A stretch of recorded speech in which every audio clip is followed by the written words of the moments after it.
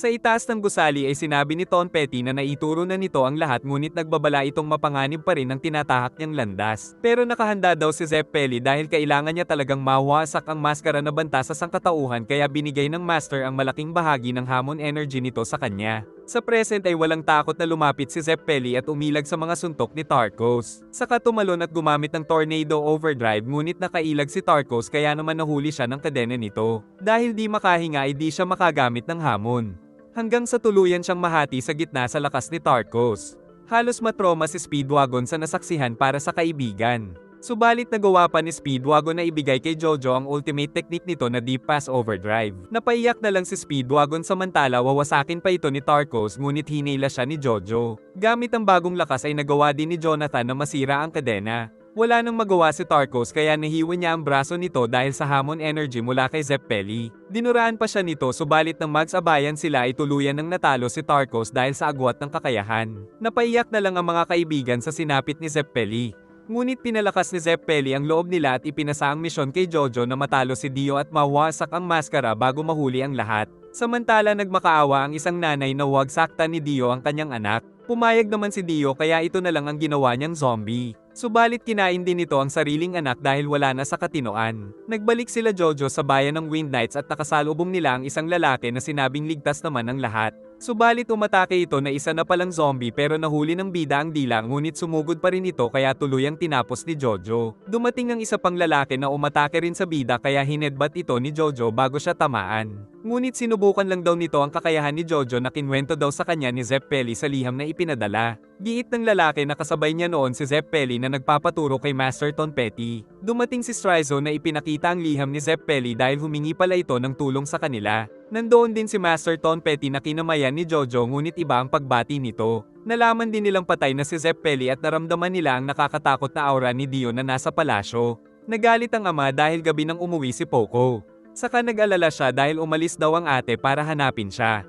Bihag ni Dio ang ate ni Poco. At nang bastusin nito ng alaga ay pinatay niya ito dahil galit siya sa mga bastos. Inalok niya rin na maging immortal ang dalaga ngunit sinampal lang siya nito. Dahil dito ay nadismaya si Dio at iniwan na lang siya sa alaga nitong mabangis na si Dubi. Agad na tumakbo ang dalaga ngunit mabilis siyang nahabol nito at balak gawa ng masama. Nang may tumama sa zombie dahil sa kagagawa ni Jonathan.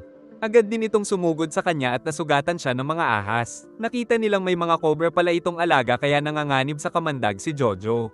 Ngunit naglabas siya ng matinding hamon energy at nahuli ang mga ahas nito. Napalabas niya sa mukha ang kamandag kaya napahanga ang mga kasama. Saka ginamit niya ang ahas ng kalaban upang mapadala ang hamon energy na tuluyang tumapos dito. Nang buksan ng pinto ay naghihintay si Dio. Nais daw sana ni Dio na gawing undead si Jojo noong una pero ngayon ay kailangan niya na talaga itong patayin. Ngunit nagbanta si Jojo na ipaghihiganti niya ang mga pinatay nito. Pero si Mr. Deer na daw ang bahala upang ipaghiganti ang kaibigang si Zeppeli kaya sumugod ito at naghanda ng matinding flying kick na isa lang palang decoy para sa tunay niyang atake subalit bago tumama ay ginawang yelo ni Dio ang kanyang katawan. Giit ni Dio na wala na siyang pag-asa sa simula pa lang hanggang sa winasak ang katawan nito at natira ang ulo, ngunit ginamit nito ang rosas upang mabulag si Dio bago siya namatay. Inilabas ni Jonathan ang espada at nilagyan ito ng hamon energy dahil sa nakita niyang nasaktan ito ni Deer ng rosas. Ngunit umatras si Dio at inutusan ng mga undead nito. Kaya pinatakas ni Strizo ang magkapatid saka siya tumalon at hinulag sa kanila ang chandelier sa kanilagyan ng hamon energy para matunaw ang mga kalaban. Giit ni Tom Petty na sila na ang bahala sa mga undead kaya nagtungo si Jonathan kay Dio. Agad namang sumugod si Dio kaya naghagis ng mga rosas si Jojo upang mawala ang kanyang focus kaya naputol ang braso niya saka nahiwa siya nito sa gitna pero bago matuluyan ay nagawa niyang yelo ang espada saka tinusok si Jojo at kinuha ang carotid artery ng bida kaya pumalag ito pero pinagyelo rin ng villain ng isang paa. Nagbanta si Dio na papatayin si Jojo kung di ito pumayag na maging alagad. Ngunit alam ni Jojo na di pa siya papatayin ni Dio dahil sa kanya ito kumukuha ng dugo upang makapag-regenerate ng katawan. At di rin napansin ni Dio na nakatapat ang espada sa apoy kaya natunaw ang yelo at tuluyan na siyang nasuntok ng may hamon energy. Subalit nagyelo pa rin ang kamay ni Jojo at kinuha ni Dio ang braso saka inayos ang kanyang katawan. Inilabas ni Jojo ang vampiric fluid para di siya maging zombie.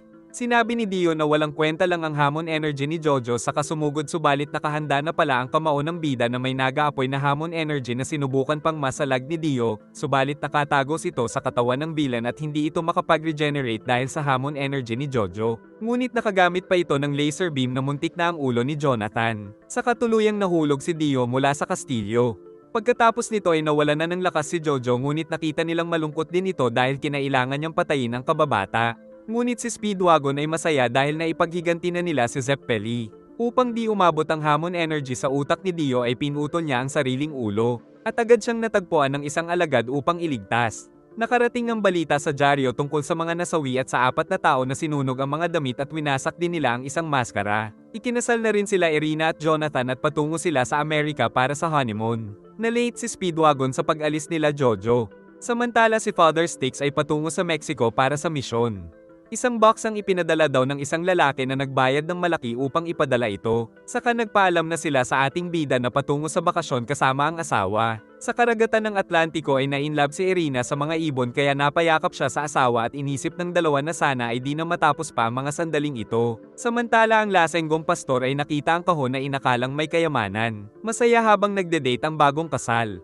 Subalit nabigla si Jojo nang makita si Wang Chan na nandoon. Kaya pinagbili na magtago si Irina sa cabin. Nais buksan ni Father Sticks ang kahon, ngunit sumabog lang ang utak niya ng tamaan ng bato. Saka binuksan nito ni Wang Chan na pinaglagyan pala ng ulo ni Dio samantala may mga undead na rin sa barko. Giit ni Dio na kinikilala niya na ang husay ni Jojo kaya naman nais niya itong gawing bagong katawan. Nilaser ni Dio si Jojo sa leeg para di makahinga at di makagamit ng hamon energy na nakita mismo ni Irina. Hinahabol ang mag-asawa at ang isa ay nawasak ang ulo. Ang babae naman ay pinrotektahan ng anak kaya napatalsik. Natuwa si Wang Chan dahil isang zombie lang daw ang ginawa niya pero ngayon ay halos maubos na ang mga tao. Sinubukang kumilos ni Jojo ngunit pinigilan ni Wang Chan na nais siyang pagpira-pirasuhin pero pinagbawalan ng master dahil kailangan nito ang katawan ni Jojo kaya ang leeg lang ang puntirya nila ngunit sa huling pagkakataon ay ginamit ni Jonathan ang pinakahuling hamon energy. Saka siya tuluyang natumba pero naputol niya ang ulo ni Wang Chan na nagtungo sa gear ng barko upang pigilan ito. Nalaman ni Dio ang plano ni Jojo na matrap ang mga steam sa loob upang sumabog ang barko. Pinapaalis na ni Jojo ang asawa sakay ng kahon ni Dio. Subalit nais siya nitong samahan kahit anong mangyari kahit pa sa kamatayan. Ngunit ipinagbili ni Jojo na iligtas nito ang sarili para sa isang sanggol. Di makakapayag si Dio kaya inutusan ng mga alagad na pigilan ang katawan ni Wang Chan subalit nagsimula na ang pagsabog ng mga gears saka pinrotektahan ni Jonathan ang asawa. Kaya sinubukan ni Dio na kunin na ang katawan ni Jojo.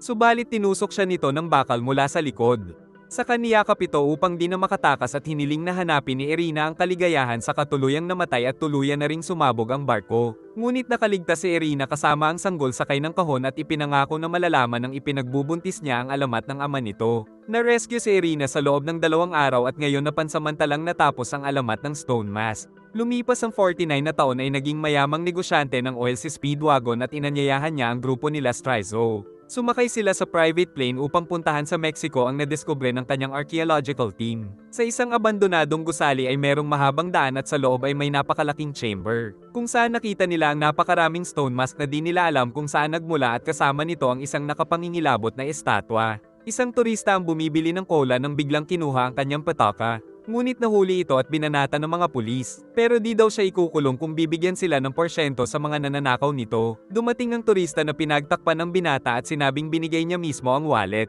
Pero alam ng mga buwaya na niloloko sila kaya binaboy nila ang lalaki at pupunasan pa siya ng kulangot kaya tinusok ang ilong nito. Bumunot ang isa pa kaya ginamit ng lalaki ang takip ng soda na tumama sa daliri ng pulis. Pero natakot siyang baka pag-alitan na naman ni Lola Irina. Nagpakilala ang magnanakaw na si Smokey at ang lalaki ay nagpakilalang si Joseph Joestar na tatawagin din nating Jojo. Nalaman ni Speedwagon na totoong tao ito dahil sa pananaliksik kaya tinawag niya sila Strizo para wasakin ito bago pa magising. Kaya napatanong si Strizo kung ba't di siya nagpatulong kay Joseph. Naalala nila nung na-hijack ang eroplano ni Speedwagon pero walang pake si Joseph kaya binanatan siya.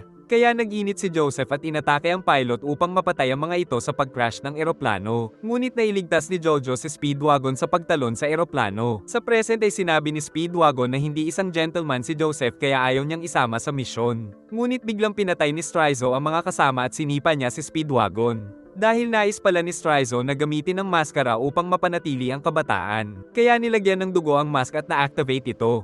Muntik nang mabangga si Jojo pero tinakot niya pa ang driver kaya pinagalitan ni Lola Irina at nagpanggap na kumuha lang siya ng taxi kaya ito na lang ang sinakyan nila. Nagtaka si Joseph kung ba't wala si Speedwagon na nag-imbita sa kanila.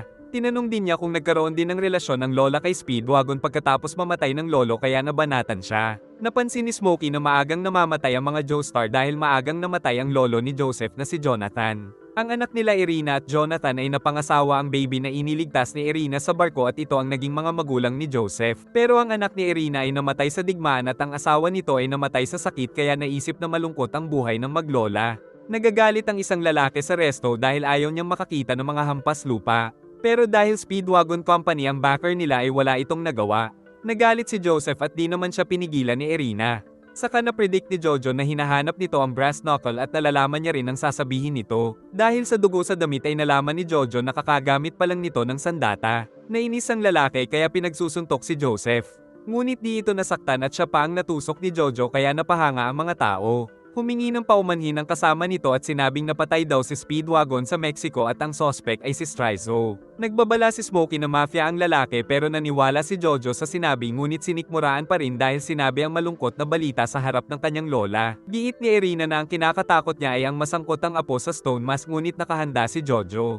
Habang nag-uusap sila Jojo at Smokey sa coffee shop ay nakatingin ang isang lalaki kaya pinuntahan niya ito at may hinala na siyang di ito ordinaryong tao. Kaya inamin ng lalaki na nais niyang patayin si Joseph ngunit pinagbabaril na siya nito at nadamay pa ang coffee shop. Saka nakilala ni Joseph na ito ay si Strizo. Nagtaka si Smokey sa nangyari. Kaya sinabi ni Joseph na ang binaril niya ay isang vampire. Pinaalis niya ang mga natatakot na dalaga bago niya daw halikan. Saka bumangon si Strizo. Tinanggal nito ang mga bala sa katawan. At sinabing kailangan niyang patayin si Jojo na tanging makakapigil sa kanya kaya ni-laser nito ang ating bida. Ngunit nagulat siyang di namatay si Joseph sa kanyang laser. Dahil ang tinamaan niya ay isa lang palang salamin dahil nasa likod ito na inatake siya, saka gumamit ng hamon upang masaktan ang vampire. Nang akala niyang patay na ito ay muntik na siyang mapatay ng laser eyes. Nakaligtas pala si Strizo dahil sa scarf niyang gawa sa beetle wings na nakaka-absorb ng hamon energy. Napangiti si Jojo dahil nalagyan niya na pala ito ng granada na agad na hinagis ni Strizo pero natanggal ang pin ng iba pang granada na tuluyang sumabog sa kanya. Sa kabila nito ay muli pa ring nabuo ang katawan ni Strizo. Napatanong si Smokey kung may magagawa pa sila. Sagot ni Jojo na magagamit pa nila ang kanilang mga paa sa pagtakbo. Ngunit isang reporter ang kumuha ng litrato kaya nagtungo siya sa likod nito upang kainin. Napakalayo ng tinakbo nila Jojo ngunit napuntahan sila ni Strizo na bihag ang dalaga pero sinabi ng bida na di naman niya ito kilala. Ngunit tinanggal nito ang isang ngipin bilang babala na papatayin niya talaga ito. Kaya nagalit si Joseph na inatake nito ng laser eyes subalit pinabanda ng bida sa kanya gamit ang shot glass. Galit na sumugod si Strizo ngunit sinuntok niya lang ito kaya tumalsik pero iniligtas bago mahulog upang itanong kung ba't niya tinapon sa ilog ang katawan ni Speedwagon. Pero natuwa lang si Strizo sa pagiging curious ni Jojo dahil ito ang kanyang magiging katapusan pag na-encounter niya na ang Pillar Man. Sa katuluyang namatay si Strizo nang walang pinagsisisihan dahil naramdaman niya muli ang kanyang kabataan. Dahil sa World War II ay naghahanap ng sandatahang lakas ang German upang masakop ang mundo. Kaya nagtungo ang mga German soldiers sa Mexico upang hanapin ang natuklasan ng Speedwagon Company. At nailigtas din pala ng mga ito si Speedwagon mula sa ilog. Nagalit ang babae dahil ayaw siyang iligtas kanina ni Jojo. Ngunit bumawi si Jojo sa pagpisil sa puwet nito. Saka nagbalak siyang magtungo sa Mexico upang hanapin ang tinutukoy ni Strizo. Samantala ipinakita ng German Army ang mahiwagang Pillar Man. Saka ipinakita ni Stroheim ang malaking injection na pang-torture upang sabihin ni Speedwagon ang mga nalalaman nito sa estatwa. Pinag-utos din ni Stroheim na lagyan ng dugo ang Pillar Man kaya tinanong niya ang mga alipin kung sino ang magsasakripisyo. At nang naglakas loob ang isang bata ay ito ang nakaligtas at ang lahat ng kasama ang papatayin. Samantala nagmamadali na si Jojo patungo sa kanila ngunit may nagmamasid sa kanya. Ngunit nilagyan na ng dugo ang Pillar Man upang mabuhay ito. Napahinto si Joseph dahil napansin ang sumusunod sa kanya. Nakita niya ang isang tela at inihagis nang bigla siyang atakihin ng isang asasin. Dahil pinag-utusan daw siyang kunin si Joseph upang tanungin sa mga nalalaman kay Strizo. Nagpakilala itong si Donovan na master daw sa knife fighting mula sa German Army. Nang sumugod ito ay hinagis ni Jojo ang tela sa kasinuntok ngunit natusok siya at napatumba nito. Subalit gumamit ng hamon energy si Joseph upang mapatalsik ang mga tinik kay Donovan saka pinatid niya ito. Dahil dito ay nalaman niya kay Donovan na nakaligtas si Speedwagon kaya matutuwa si Lola Irina. Panglimang tao na daw ang dugo na nakokonsume ng lalaking naging estatwa. Panglimang tao na daw ang dugo na nakokonsume ng mahiwagang Pillar Man. Sinabi ng German officer na makapal naman ang bakal na pader at may self-destruct button pa. Nakita nilang nagising na rin sa wakas ang misteryosong Pillar Man. Dahil si Stroheim ang nag-revive sa nilalang ay siya ang nagbigay dito ng pangalan na Santana. Nang makabangon ito ay labis siyang natuwa. At sa utos niya ay pinadala nila ang isang vampire. Nang umatake ang vampire ay di pumalag si Santana kaya naisip nila Stroheim na gamitin ang detonator ng vampire. Subalit di nila tinuloy dahil nakita nilang natatalo ang vampire na nalulusaw sa katawan ni Santana at ipinasok pa nito ng tuluyan hanggang sa maubos. Kaya naisip ni Stroheim na baka si Santana ang gumawa ng mga stone mask upang makagawa ng mga vampire na kanyang kinakain matapos manghigop ng dugo ng mga tao ang mga ito.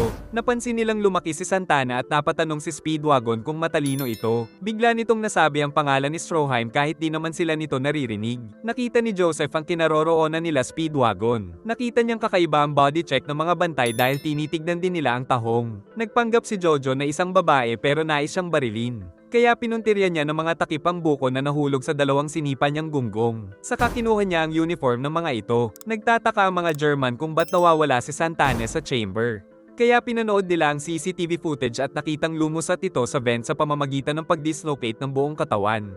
Nang sumilip ang isang sundalo ay pinasok siya ng nilalang at nag-transform na boomer. Pinagbabaril nila ito hanggang sa maubos ang magazine. Pero bumangon lang at binaril nito ang isa gamit ang bala na bumaon sa katawan. Saka lumabas si Santana sa katawan kaya kumuha si Jojo ng buhok ni Stroheim at nilagyan ng hamon energy. Pinagbabaril sila ni Santana ngunit si Jojo ay ginawang shield ang buhok na kinuha sa German kaya sila lang ang nakaligtas ngunit nahaharap sila sa malaking panganib.